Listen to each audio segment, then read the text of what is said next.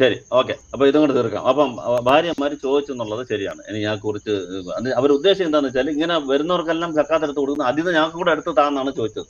അതിന് ക്ലിയർ ആയിട്ട് പ്രവാചകൻ ഓപ്ഷൻ വെച്ചു. നിങ്ങൾക്ക് ഈ ഭൂമിയിലെ വിഭവങ്ങളാണ് വേണമെന്നുണ്ടെങ്കിൽ, ഖുറാൻ ആയത്താണ്, നമ്പറൊന്നും ഞാൻ എടുത്തിട്ടില്ല, അതുകൊണ്ട് ആയത്ത് നോക്കി അറിയാം.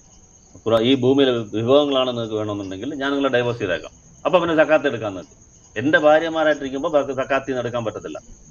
എന്റെ നിങ്ങളപ്പോ നിങ്ങൾ ഇത് അല്ലാതെ അതല്ല പരലോകമാണ് വേണമെന്നുണ്ടെങ്കിൽ നിങ്ങൾ ഇത് സഹിച്ചേ പറ്റൂ. ഏത് ഈ കണ്ടീഷനൊക്കെ എനിക്ക് തക്കാൻ പറ്റില്ല, കഷ്ടപ്പെട്ടേ പറ്റത്തുള്ളൂ. എല്ലാവരും സമ്മതിച്ച് നിന്നു എന്നുള്ളതാണ്. ഇത് മറ്റൊരു പ്രൂഫാണ്. ഇപ്പൊ സമയമില്ല എന്ന് പറഞ്ഞു കഴിഞ്ഞാൽ എങ്ങനെ ഇത്രയും ഭാര്യമാരെ കഷ്ടത സഹിച്ച് ആദ്യം സർട്ടിഫൈ ചെയ്യേണ്ടത് ഭാര്യമാരല്ലേ, പോറ്റാൻ കഴിവുണ്ടോ എന്നുള്ളതും. എങ്ങനെ ഞാൻ വിട്ടാൽ മതി എന്ന് പറഞ്ഞാൽ ഓടാനില്ല. ഇപ്പൊ നിങ്ങൾ ചിത്രീകരിക്കുന്ന കണക്ക് പ്രവാചകനായിരുന്നെങ്കിൽ ഈ ചാൻസ് മുതലാക്കി അപ്പോഴേ എല്ലാവരും ഡൈവേഴ്സ് വാങ്ങി പോകേണ്ടതാണ്. ഒരാൾ വാങ്ങിച്ചു പോയില്ല. ഇനി പട്ടിണി കിടന്നാലും കുഴപ്പമില്ല, ആഹാരമില്ല, ഞങ്ങൾക്ക് പരലോകം മതി പ്രവാചകന്റെ ഭാര്യ എന്നുള്ള